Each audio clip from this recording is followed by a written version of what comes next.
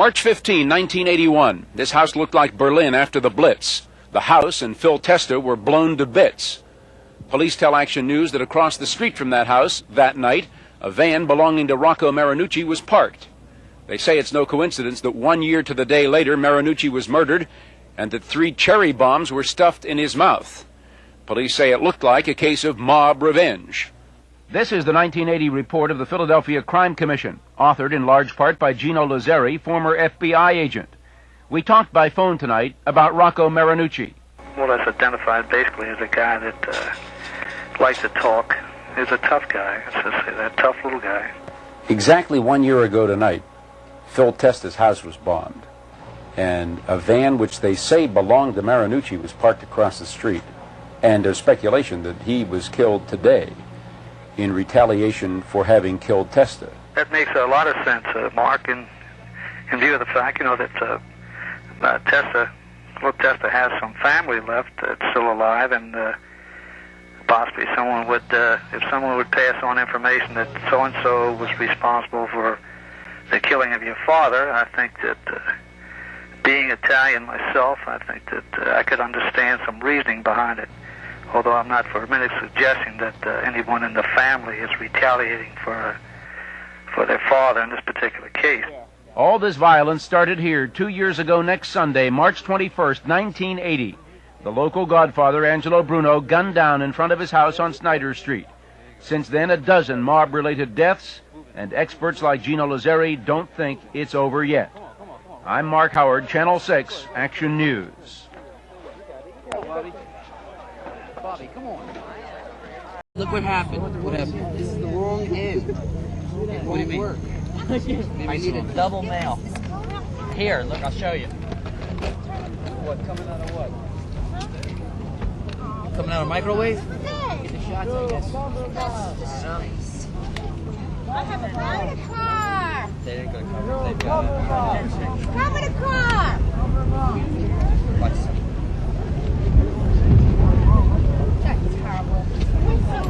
That's right.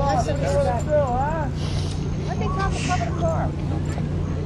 You all right, bud? Yeah. Okay. All right, I'm all set. That's why the blue raining. I understand.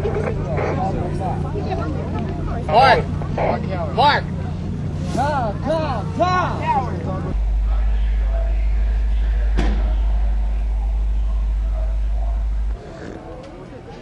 Bring him out there. Yeah, I can get it. There it is. There it is. Got it moved? Yeah, we've covered it. There you go. Come on, let's move. Moving. Come on. Right on it. Go ahead.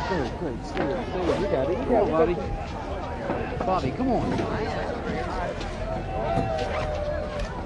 Hey, Charlie.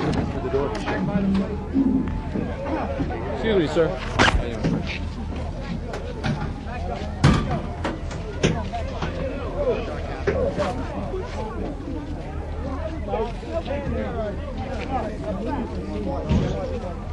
Then we go to Cousins, man. That's a good fight. What?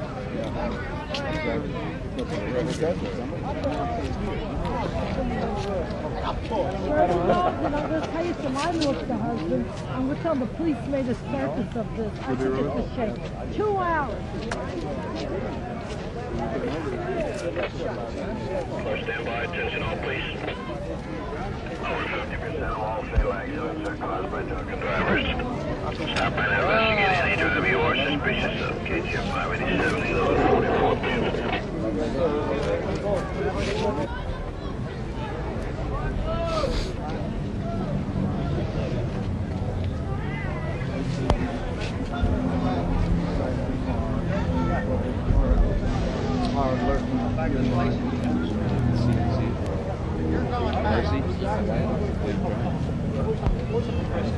Did you shoot the house?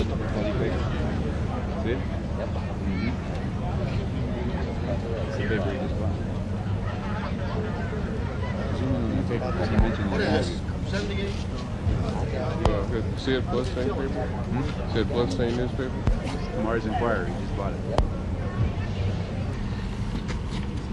Well, that's got the clear pipe.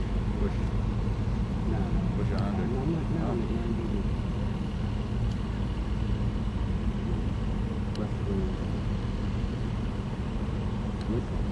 Things start hopping.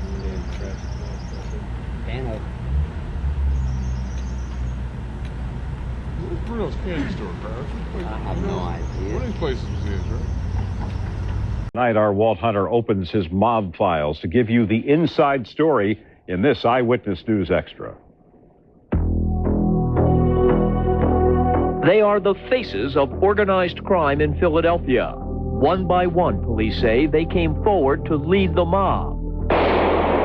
And one by one, they vanished. Some in coffins. Some in handcuffs, leaving Philadelphia's mob family fatherless.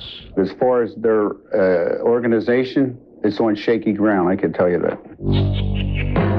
The mob's downfall here began with a storm of bullets on a stormy March night in 1980. Angelo Bruno, the so-called Gentle Don, who quietly controlled the mob here for 3 decades, lay dead. Angelo Bruno was the last Don Philadelphia seen. Frank Wallace formerly was Philadelphia's top mob investigator. He drove a Chevy. He lived in a row house in South Philadelphia. You know, he wasn't looking to be this high-profile John Gotti, Joey Molino type of gangster. Philadelphia's next mob leader, Phil Testa, lasted less than a year, blasted to bits as he walked onto his porch. Violence, always an option for the mob, now became the everyday way of doing business. I think that these people just didn't get it. You know, the business of organized crime is to make money. It's not to kill each other. But kill they did. Under mob boss Nicky Scarfo, a single wrong word could cost you your life. You disrespect someone or you disrespect someone's family member, and the next thing you know, you have a bullet in your head. Attorney Craig Mitnick has defended mob suspects in court. You have cousin against cousin, brother against brother, wife against ex-girlfriend, ex-wife against new wife. But while the mob members were playing out their own deadly version of Family Feud on Philadelphia streets, they didn't realize all the attention they were drawing from police and the FBI. First, agents put away Scarfo. Then, as John Stanfa tried to control things, his every move and word were being secretly recorded, including a mob hit inside his office. Mr. Stanfa, you have anything to say about your arrest this morning? Now, as Stanfa is marched to prison, for the first time, there are serious questions about whether Philadelphia's mob is losing its punch. Mob expert Frank Friel. Between the inherent gun fire that erupts periodically in South Philadelphia with the mob and law enforcement successes, they're just doomed. Walt Hunter, Eyewitness News.